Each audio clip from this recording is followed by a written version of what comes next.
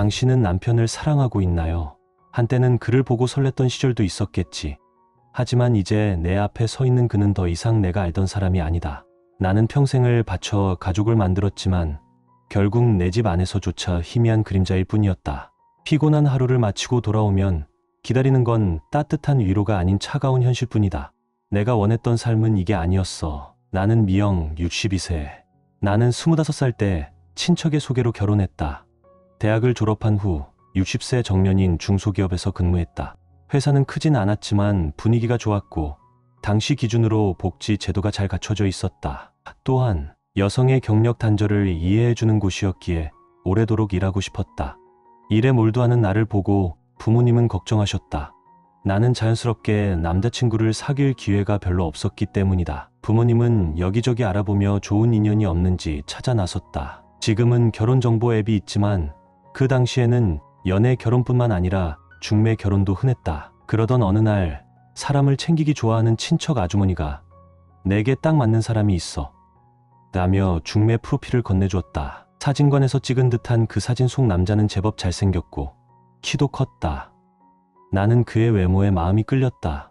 남편은 나보다 2살 많았다. 결혼 이야기는 순조롭게 진행되었고 나는 그렇게 결혼했다. 결혼 후에도 나는 계속 일을 했고 2아이를 낳아 보육원에 맡기며 일과 육아를 병행했다. 남편도 중소기업에 다녔다. 그의 월급은 나와 비슷했지만 맞벌이 덕분에 큰 어려움 없이 평범한 생활을 유지할 수 있었다. 남편은 특별한 취미도 없었고 술도 마시지 않았다. 학생 시절 친구들과도 연말 카드 정도의 연락만 할 뿐 따로 어울리지 않았다. 휴일이면 가족과 함께 시간을 보내는 것이 전부였다. 그러나 아이들이 운동부 활동을 시작한 후에는 응원과 경기 관람이 일상이 되었다. 그리고 아이들이 졸업한 후 우리 부부의 주말 외출은 장보기 정도로 줄어들었다. 나는 가끔 학창시절 친구들과 놀러 가거나 동료들과 1박 여행을 가기도 했지만 남편은 그런 친구가 없는 듯 했다. 내가 없으면 집에서 조용히 TV만 보고 있었다.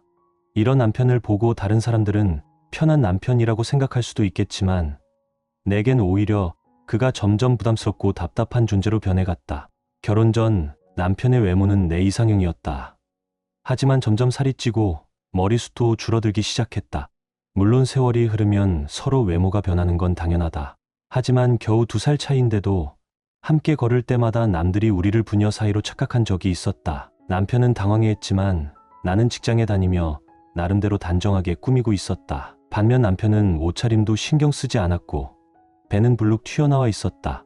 한때 멋진 남자로 보였던 모습은 이제 흔적조차 남아있지 않았다. 그러던 어느 순간부터 남편의 싫은 점이 하나둘씩 눈에 거슬리기 시작했다. 내가 가장 싫었던 건 남편이 나와 같은 수준의 수입을 벌면서도 집안일을 전혀 도우려 하지 않았다는 점이었다. 아이들이 열이 나거나 전염병에 걸려 병원에 가야 할 때 또는 보육원과 학교에 갈 수 없을 때조차도 남편은 나는 간호할 줄 몰라라며 한 번도 회사를 쉬지 않았다. 그뿐만이 아니었다.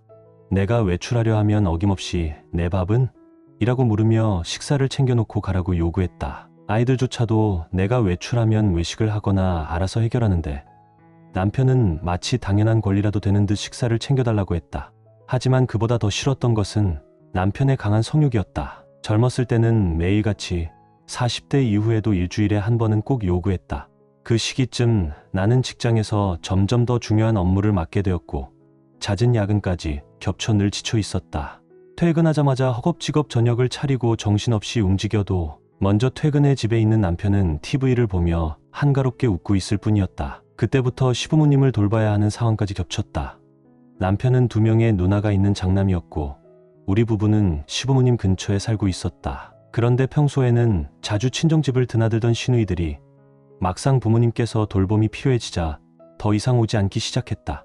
그들은 맏며느리가 부모 봉양을 책임지는 것이 당연하다고 생각한 듯했다. 아이들이 독립한 후 육아에서 조금 벗어나나 싶었더니 이번엔 부모님을 돌보는 일이 시작되었다. 퇴근 후 자전거를 타고 먼저 마트에 들렀다가 시부모님 댁에 가서 저녁을 준비하고 다음날 아침 식사까지 챙겨놓고 나서야 집으로 돌아왔다. 청소와 빨래는 주말에 몰아서 했다. 하지만 남편은 여전히 집에서 손 하나 까딱하지 않았다. 나는 녹초가 된 몸으로 겨우 집에 들어왔지만 남편은 마치 기다렸다는 듯이 내게 다가왔다. 더 이상 참을 수가 없었다. 남편을 이전처럼 바라볼 수도 없었고 그의 손길조차도 끔찍하게 싫어졌다. 나는 분명히 싫다 하고 말했다. 그러나 남편은 내가 왜 그러는지 이해하지 못하는 듯했다. 그래서 나는 아프다고 이유를 댔다. 너무 지쳐서 내 몸이 더 이상 그런 행위를 받아들일 수 없다고. 하지만 남편은 단순히 아프니까 싫은 거지라 생각했나 보다. 그러더니 어느 날 자신만만한 표정으로 짠! 하며 리본이 달린 상자를 내밀었다. 나는 순간 설렜다. 화장품 같은 선물일까 싶어서 남편이 내 외모에 신경을 써준 적이 단 한 번도 없었기에 기대하는 마음이 들었다. 빨리 열어봐. 하고 재촉하길래 상자를 열었고 나는 순간 숨이 멎었다. 윤활제였다. 대체 어떤 표정으로 이걸 사러 갔을까? 어떤 표정으로 계산하고 포장까지 받았을까? 나는 할 말을 잃었고 남편은 뿌듯한 얼굴로 말했다. 미영아, 너도 이제 나이가 드니까 이걸 쓰면 덜 아플 거야. 인터넷에서 검색해봤어. 그 말을 듣는 순간 남편이 소름 끼치도록 역겨웠다. 나는 상자를 던져버리며 외쳤다. 당신 같은 사람 더 이상 알고 싶지도 않아. 다시는 내게 손대지 마. 그날 이후 남편은 한동안 아무 말도 하지 않았다. 그러나 어느 날 마치 아무 일도 없었던 듯 가볍게 내게 말을 걸었다. 미영아, 나 60세가 되면 은퇴하려고 해. 이제 정년이잖아. 물론 재취업도 가능하지만 우리 부부 둘이서 좋은 시간 보내는 게 낫지 않아? 나는 아직 정년까지 2년이 남아 있었다. 그런데도 그는 집안일을 도와줄 생각은 전혀 없었다. 그런 남편과 하루 종일 함께 있는 것 자체가 끔찍했다. 그래서 어떻게든 남편이 65살까지 재취업해서 일하도록 유도했다. 남편은 퇴직금도 받았고 재취업 후 급여가 기존의 3분의 1 수준으로 줄어든다고 해도 노후 자금에는 큰 문제가 없을 것 같았다. 그렇게 남편은 마지못해 내 권유를 받아들였다. 하지만 그 순간부터 다시 밤을 함께 보내야 하는 분위기가 형성되기 시작했다. 횟수는 줄어들었지만 남편은 여전히 행복해 보였다. 나는 그저 이것도 남편이 나를 사랑하기 때문일 거야 라고 스스로를 위로할 수밖에 없었다. 그렇게 2년이 흘렀다. 그 사이 남편의 부모님은 세상을 떠났고 내 부모님도 젊었을 때 아버지가 먼저 돌아가셨으며 어머니는 오빠네 가족과 함께 살고 있었기 때문에 나는 제대로 된 간병 부담 없이 비교적 평온한 생활을 하고 있다고 생각했다. 하지만 그 평온함이 송두리째 무너지기 시작한 것은 내 정년퇴직을 불과 일주일 앞둔 순간이었다. 나는 남편과 단둘이 있는 게 싫어서 퇴직 후에도 계속 일하겠다고 했지만 그래도 정년퇴직은 인생의 큰 전환점이었다. 그날 나는 남편의 정장을 정리하다가 주머니에서 유명 브랜드의 목걸이 영수증이 떨어졌다. 내 정년퇴직 선물인가? 순간 가슴이 두근거렸다. 생각해보면 남편에게서 제대로 된 선물을 받아본 적이 없었다. 퇴직 당일에 서프라이즈로 주려고 하나 보다. 설레는 마음으로 퇴직 당일을 기다렸다. 퇴직일은 내 62번째 생일이기도 했다. 그날 회사에서 꽃다발을 받고 나는 일찍 퇴근했다. 퇴직 기념으로 아이들까지 모여 축하 자리를 마련해 준다고 했기에 나는 케이크라도 사가야겠다고 생각했다. 맛있기로 유명한 베이커리에서 케이크를 고르고 포장을 기다리던 중 문득 카페 쪽을 보았다. 거기엔 남편이 있었다. 그 맞은편에는 고등학생 정도로 보이는 어린 여자가 앉아 있었다. 남편은 세상에서 가장 다정한 미소를 지으며 그 여자아이와 대화를 나누고 있었다. 저 여자는 누구지? 나는 아무 일도 없는 듯 케이크를 받아들고 가게를 나섰다. 그러나 마음속에서는 검은 안개 같은 불길한 감정이 피어오르기 시작했다. 집에 도착한 후 남편이 꽃다발을 보며 말했다. 아, 오늘 내 생일이었구나. 생일 축하해. 그러더니 나를 끌어안았다. 그 순간 남편이 내 생일을 까맣게 잊고 있었을지도 모른다는 생각이 들었다. 나는 남편을 밀쳐내고 소리쳤다. 그래, 오늘 내 생일이야. 그러니까 선물부터 줘. 남편은 당황한 표정을 지으며 말했다. 아, 미안. 다음 주 일요일 퇴직 기념 파티 전에 준비하려고 했어. 나는 즉시 되물었다. 그럼 그 브랜드 목걸이는 뭐야? 영수증을 봤어. 남편의 얼굴이 순식간에 창백해졌다. 그리고 오늘 빵집에서 함께 있던 어린 여자는 누구야? 남편은 그 자리에서 무너져 내렸다. 그리고 남편은 결국 고백했습니다. 자신이 어린 여성에게 경제적 지원을 해주는 관계를 맺고 있었다는 사실을. 어떻게 하면 덜 아플까 하고 인터넷 검색을 한 이후 관련된 광고가 계속 뜨기 시작했다고 합니다. 그렇게 남편은 스폰서 관계라는 것을 알게 되었다고 합니다. 남편은 자기 자식보다 어린 여자아이들에게 손을 대지는 않았다고 변명했습니다. 하지만 속마음은 불순한 채로 맛있는 음식을 사주고 갖고 싶다는 말에 명품을 사서 선물해 주었다고 합니다. 그렇게 부풀어 오른 망상은 집으로 돌아와 나에게 분출되곤 했던 것 같습니다. 역겨워 변태, 2번 다시 나한테 손대지 마. 나는 입에 담기 힘든 저주를 퍼부었습니다.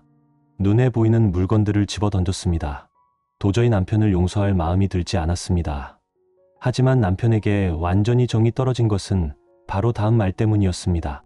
너는 내 아내야. 부부관계를 가지는 건 아내로서의 의무야. 다른 여자와 관계를 가지면 불륜이지만 아내와 하는 게 뭐가 문제야. 아, 그렇구나. 내 존재 가치는 그것뿐이었구나. 그저 남편의 성욕을 해소해주는 도구일 뿐이었네. 그날 이후 나는 작은 방에 이불을 깔고 남편과 따로 자겠다고 선언했습니다. 더 이상 이 사람과는 함께 살 수 없어. 그렇게 결심했습니다. 그리고 다음 주 일요일 나의 환갑 기념 파티에서 나는 남편과 졸혼, 즉 황혼 이혼을 할 것이라고 아이들에게 선언했습니다. 아이들도 어머니도 깜짝 놀라 이유를 물었지만 나는 아빠한테 직접 물어보렴 하고 남편을 노려보기만 했습니다. 남편은 뱀에게 잡힌 개구리처럼 온몸을 덜덜 떨고 있었습니다. 아마도 스폰서 관계를 맺었다는 사실이 폭로될까 두려웠기 때문이겠지요. 재산 분할 문제로 약간 다투긴 했지만 나는 결국 남편과 이혼하고 혼자 살기 시작했습니다. 아이들은 아빠가 불쌍하다고 생각하는 것 같고 나는 악역이 된 듯합니다. 물론 나이 들고 병이 생기면 어떻게 할지 불안이 없다고는 말할 수 없지만 남편과 떨어져 살게 된 것만으로도 마음이 후련합니다. 이제부터가 내 인생의 시작이다. 그런 마음으로 건강을 챙기면서 즐겁게 살아가고 싶습니다. 행복한 결혼을 꿈꾸었지만 믿음이 깨진 순간 모든 것이 무너졌습니다. 이제 저는 혼자가 되었지만 자유와 평온을 되찾았습니다. 과거는 지나갔고 앞으로의 삶은 제 몫입니다. 건강을 챙기며 새로운 행복을 찾아 나아가겠습니다.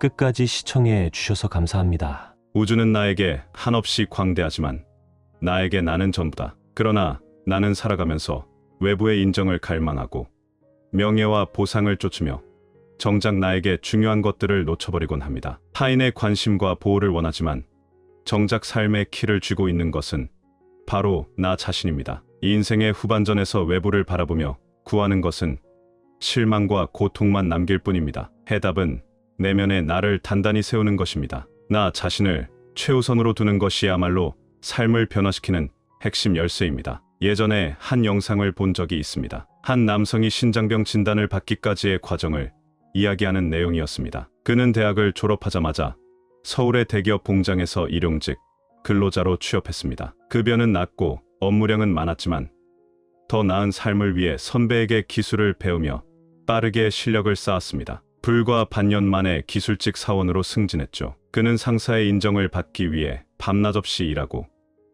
초과 근무는 당연한 일상이 되었습니다. 몇 년 후 관리자로 승진했지만 그와 함께 막대한 스트레스도 찾아왔습니다. 그는 업무 능력을 향상시키기 위해 경영 관련 공부를 독학했고 야간 근무 중 설비 문제가 생기면 잠도 거의 못 자고 연속으로 일해야 하는 날들이 이어졌습니다. 그러던 어느 날 그는 몸이 이상하다는 것을 깨달았습니다. 처음에는 단순한 피로, 다리 저림, 두통이었지만 점점 심해져 나중에는 몇 분만 서 있어도 숨이 차고 온몸에 기운이 빠지는 상태가 되었습니다. 결국 병원에서 검사를 받고 신장이 심각하게 손상되었다는 사실을 알게 되었습니다. 그는 후회했습니다. 돈을 벌기 위해 자신의 몸을 혹사시킨 결과가 결국 병원 침대 위라는 현실을 깨달았기 때문입니다. 건강한 몸이야말로 삶의 가장 큰 자산이다. 그러나 대부분의 사람들은 젊을 때는 돈을 벌기 위해 건강을 바치고 나이가 들면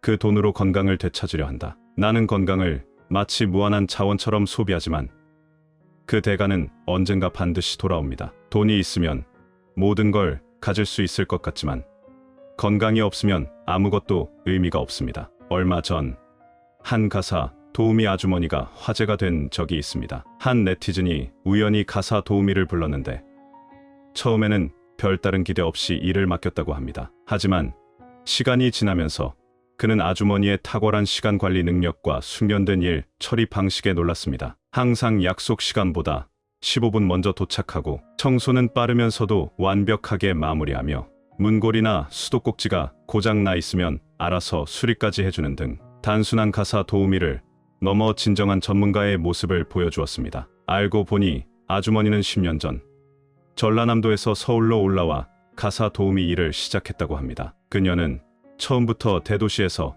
가사 도우미 수요는 많지만 경쟁도 치열하다는 사실을 인식하고 있었습니다. 그래서 단순히 일만 하는 것이 아니라 자신의 경쟁력을 키우기 위해 다양한 기술을 익히는 데 집중했습니다. 그녀는 일하는 동안에도 꾸준히 공부하며 육아 전문가, 정리수납 전문가 등 각종 자격증을 취득했습니다. 그 결과 그녀는 뛰어난 실력 덕분에 한 유명 연예인의 전속 가사 도우미로 일하게 되었습니다. 연예인이 해외로 이주한 후 그녀는 다른 가사 관리 전문 플랫폼으로 옮겼고 불과 2달 만에 플랫폼 내 최상위 등급의 도우미가 되었습니다. 나는 이렇게 생각합니다. 어떤 일이든 자신의 능력을 지속적으로 개발하면 기회는 자연스럽게 따라오게 됩니다. 건강을 잃으면 모든 것이 무너진다. 몸을 혹사시키는 것보다 꾸준한 자기 관리를 하자. 자신의 능력을 갈고 닦으면 어디서든 인정받을 수 있다. 이처럼 인생의 후반전에서는 돈이나 명예보다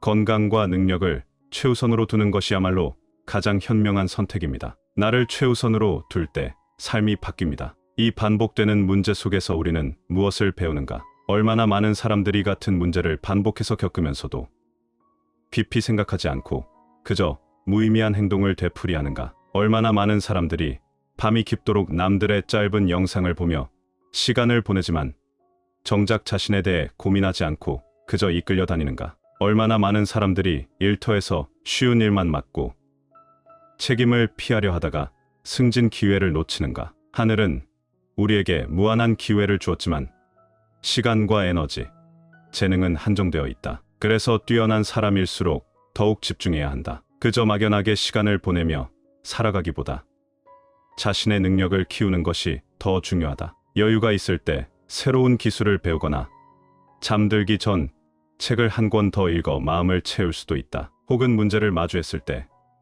그 원인을 깊이 파악하여 해결하는 습관을 기를 수도 있다. 시간이 지나기 전에 스스로를 성장시키고 더 많은 선택지를 가질 수 있도록 노력해야 한다. 과거에 한 질문이 있었다. 어른이 된 후 가장 좋은 상태는 무엇일까? 이에 대한 가장 많은 공감을 받은 답변은 다음과 같았다. 눈에는 수많은 이야기가 담겨 있지만 입가에는 미소가 머물러 있는 상태. 조선소 노동자에 대한 이야기는 나를 깊이 감동시켰다. 2020년 그는 오랜 시간 모아둔 돈을 친구에게 빌려주었지만 친구는 결국 갚지 못했다. 결국 그는 방금 대출을 받아 구입한 집을 제대로 수리할 수도 없었고 월급으로 대출을 갚을 수도 없는 처지가 되었다. 그는 조선소에서 일을 시작했다. 그곳에서 그는 매일 쇳가루에 뒤덮이고 금속을 갈아내는 냄새 속에서 하루를 보냈다. 하루가 끝나면 온몸이 먼지투성이가 되었고 불꽃이 튀어 눈이 다치는 일도 흔했다. 그는 이런 삶에서 도망치고 싶었지만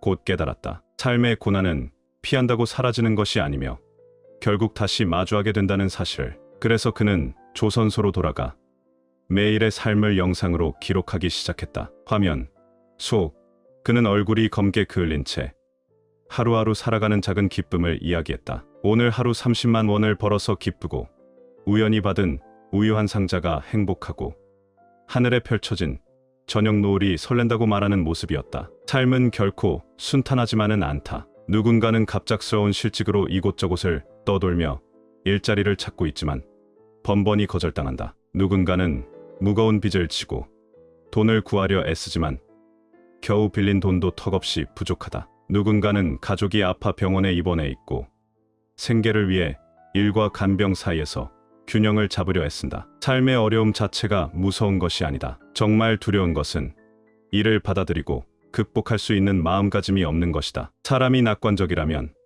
어떤 것도 이겨낼 수 있다. 어른의 삶은 무거운 짐을 짊어지고 나아가는 길과 같다. 하지만 긍정적이고 담담한 태도로 맞이한다면 그 어려움 뒤에 숨겨진 새로운 기회를 발견할 수 있을 것이다. 예전에 한 문장을 본 적이 있다. 세상에는 내가 좋아하지 않는 사람도 있고 나를 좋아하지 않는 사람도 있다. 이것은 너무나 당연한 일이다. 모두에게 사랑받으려 하면 결국 나 자신의 자존감만 무너진다. 소설 인간 실격의 주인공은 비극적인 삶을 살았다. 그는 어려서부터 남의 집에서 자랐고 늘 타인의 눈치를 보며 살아야 했다. 그는 우스꽝스러운 행동을 하면 사람들이 자신을 좋아해 준다는 사실을 깨달았다. 그래서 가족들에게 웃음을 주기 위해 일부러 빨간 옷을 입고 장난을 쳤다. 아버지의 관심을 얻기 위해 거짓으로 사자타를 좋아한다고 말했다. 선생님에게 잘 보이려고 친구들을 웃기려 했었다. 커서도 주변 사람들이 자신을 이용하는 걸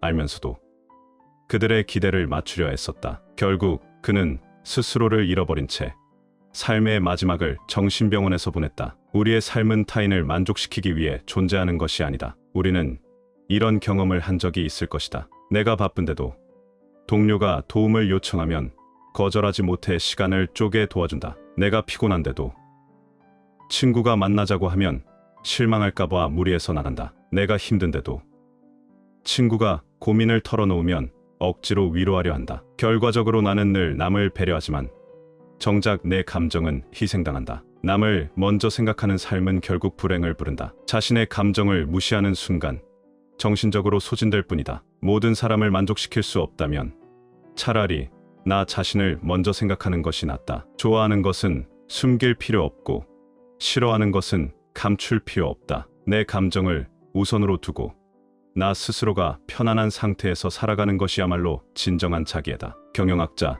이나모리 가즈오는 말했다. 인생이라는 무대에서 주인공은 바로 당신이다. 우리의 삶에 찾아오는 모든 순간은 결국 우리 스스로가 만들어낸 결과다. 삶의 어려움도 고난도 우리가 선택한 길 위에서 마주하는 과정일 뿐이다. 그러니 지금부터라도 나 자신을 돌보자. 건강을 우선으로 하고 능력을 키우고 내 감정을 존중하자. 그렇게 살아가는 인생만이 비로소 진정으로 내 것이 될 수 있다. 이 세상에 나를 주시하는 관객은 많지 않다. 그러니 나만의 세계에서 나를 소중히 여기고 타인의 세계에서는 나를 지키며 살아가길 바란다. 진심을 다해 삶을 살아가고 사랑하는 것을 저버리지 않기를. 민감한 사람은 정말 힘들게 사는 걸까? 인터넷에서 이런 화제가 떠올랐다. 민감한 사람은 얼마나 힘들게 살아갈까? 수많은 고민과 하소연이 쏟아지는 가운데 한 댓글이 가장 많은 공감을 받았다. 민감한 사람이 꼭 힘든 것은 아니다.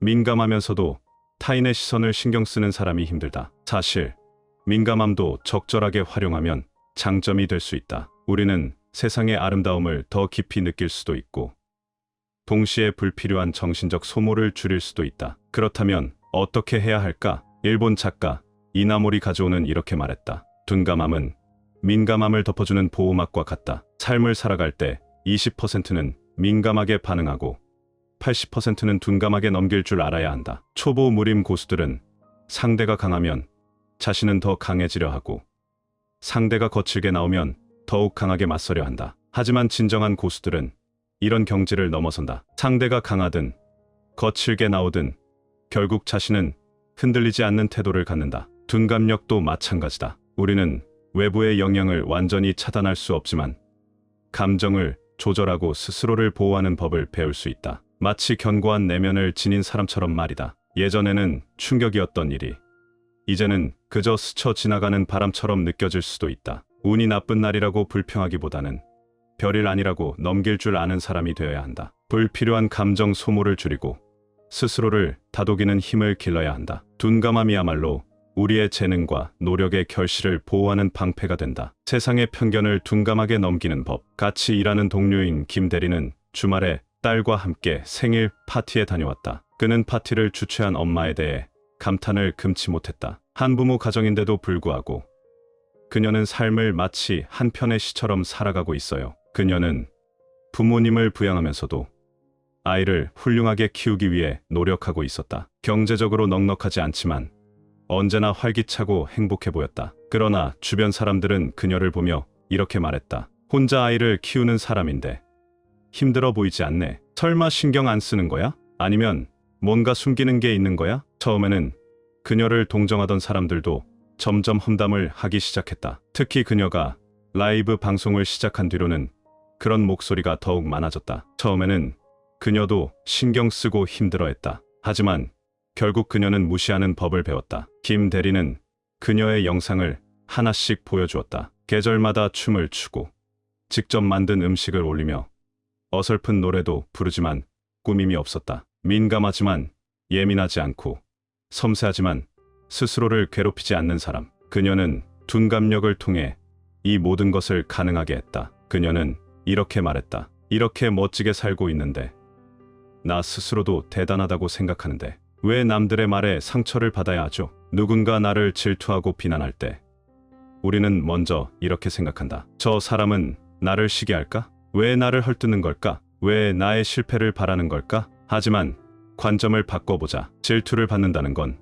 내가 그만큼 뛰어나다는 증거다. 내가 아무런 존재감이 없다면 그들은 나를 신경조차 쓰지 않을 테니까. 그러니 이렇게 말하면 된다. 너희 덕분에 나는 더 노력할 것이다. 계속 질투해도 좋아. 부부 관계에서도 필요한 둔감력, 부부 사이에서도 민감함과 둔감함의 균형이 필요하다. 이나몰이 가져오는 자신의 책에서 한 가지 사례를 소개했다. 어느 날 한 출판 편집자가 그의 집을 방문해 업무 이야기를 나누었다. 하지만 일을 마친 뒤에도 집으로 돌아갈 기미가 보이지 않았다. 알고 보니 그는 아내와 크게 싸운 상태였다. 싸움의 원인은 사소했다. 그의 아내는 치약을 사용할 때 끝부분을 깔끔하게 말아 올리지 않았다. 그것이 반복되다 보니 결국 부부는 과거의 갈등까지 끄집어내며 감정 싸움을 하게 되었다. 결국 그는 이길 수 없었고 집을 나와 친구 집에서 술을 마시며 속을 풀고 있었다. 작은 갈등이 쌓이면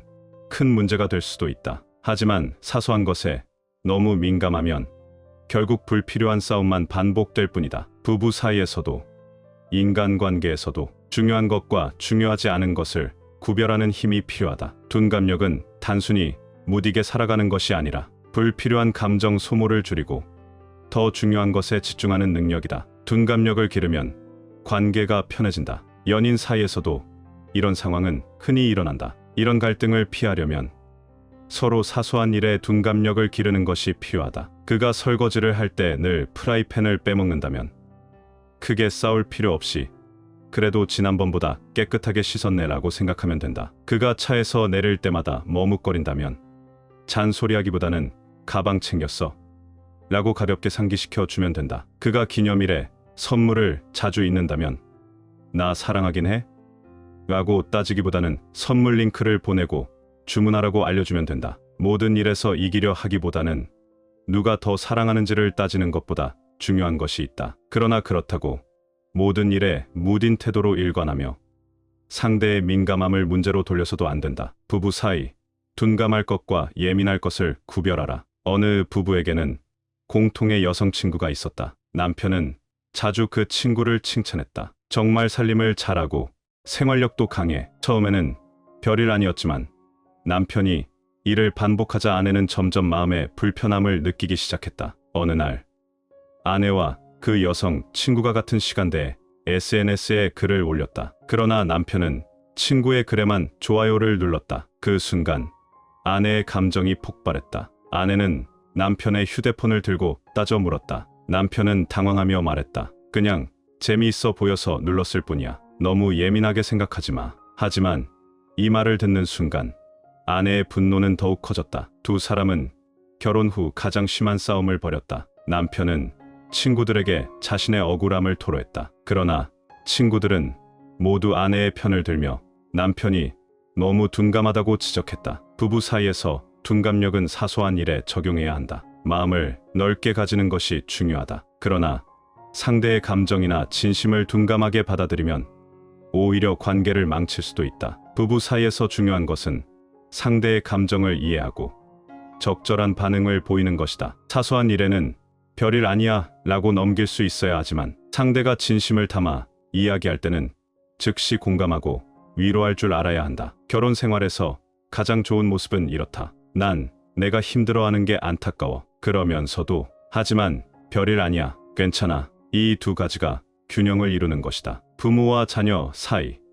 성장에는 민감하고 성과에는 둔감하라. 내 친구 지연은 매우 섬세한 성격을 가지고 있다. 그런데 그녀는 공부에 흥미가 없는 아들을 키우면서 더 예민해졌다. 아들을 등교시킬 때 항상 고개를 숙이고 걸었다. 아들이 친구들에게 밝게 인사할 때 그녀는 상대 부모의 표정을 살폈다. 혹시라도 상대 부모가 미묘한 눈짓을 하면 급히 아이를 데리고 자리를 피했다. 그녀가 아들에게 가장 많이 했던 말은 이것이었다. 넌 앞으로 어떻게 살 거니? 매일 불안과 초조함 속에서 자책하며 살았다. 하지만 어느 날 그녀는 반에서 두 번째로 성적이 낮은 아이의 엄마를 알게 되었다. 그 엄마는 아이를 등하교시킬 때 항상 어깨동무를 하고 있었다. 아이가 친구들에게 인사하면 같이 손을 흔들며 반갑게 맞이했다. 아이가 아주 작은 변화라도 보이면 바로 칭찬했다. 시험 문제를 절반 이상 틀려도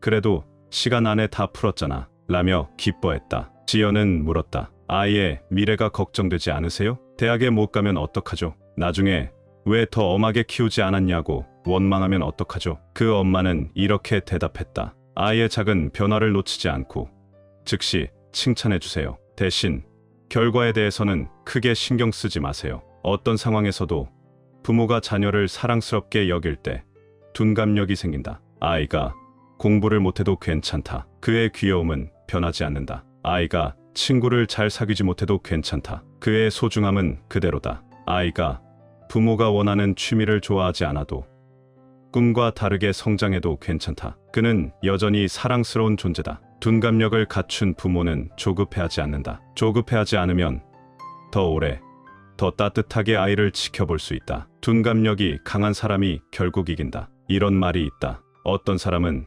특별히 뛰어난 능력이 없어도 누구보다도 끈질기다. 이나몰이 가져오는 말했다. 둔감력은 성인이 갖춰야 할 가장 기본적인 능력이다. 오늘부터 우리는 이렇게 살아가자. 민감하되 과하게 걱정하지 말고 섬세하되 의심에 빠지지 말자. 이것이 바로 건강한 어른의 마음가짐이다. 오늘의 이야기를 시청해 주셔서 감사합니다. 이 이야기가 여러분에게 공감과 깨달음을 주었기를 바랍니다. 아직 구독하지 않으신 분들은 구독 버튼을 눌러주세요. 지혜의 흐름은 매일 새로운 글을 전해드리며 여러분이 매일 새로운 깨달음을 얻길 바랍니다. 다음 시간에 다시 만나요.